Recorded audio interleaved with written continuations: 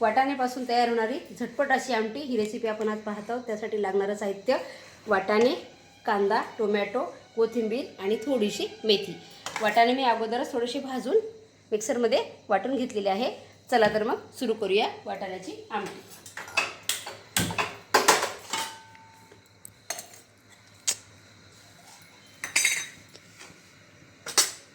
सर्वप्रथम आपल्याला तेल घालून घ्यायचं आहे।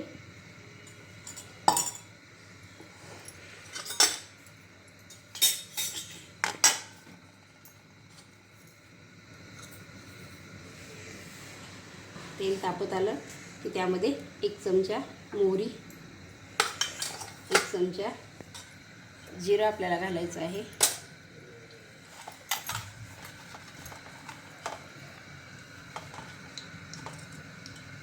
आता यामध्ये कांदा घालू,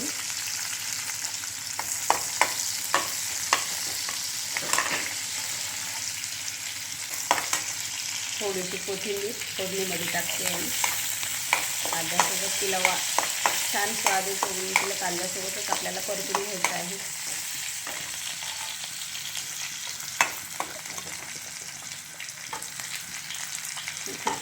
त्यानंतर त्याच्यामध्ये थोडीशी आपण मेथी टाकून घेऊ।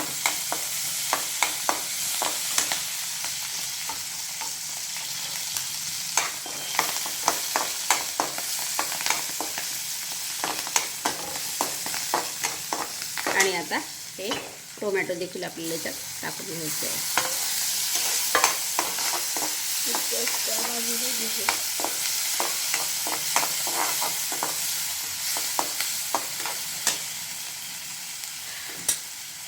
एक चमचा हळद,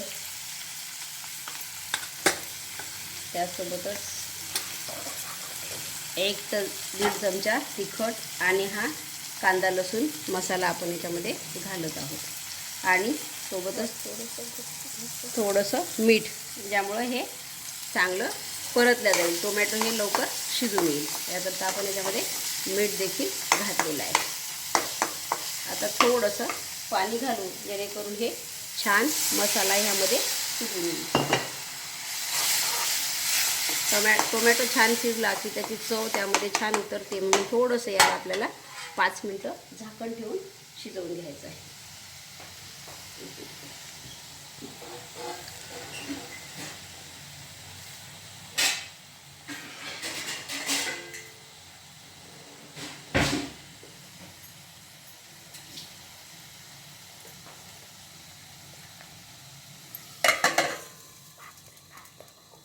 आता आपण 5 मिनिटं तर पाहूया।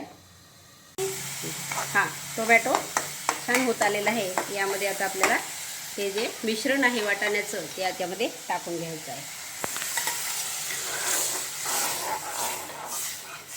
थोडंसं यामध्ये आपण पाणी घालून घेऊ।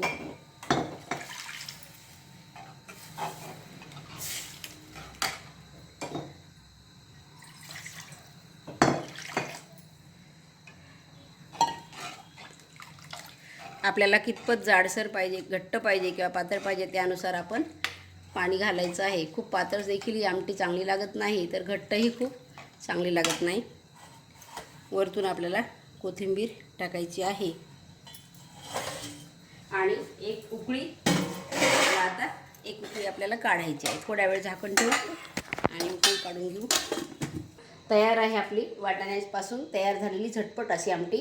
आपल्याकडे जर भाजीला काही नसेल तर अगदी पटकन 10 मिनिटात तयार होणारी आमटी चवीला अतिशय छान लागते आणि पोळीसोबत किंवा फुलक्यासोबत ही खूप छान लागते। धन्यवाद।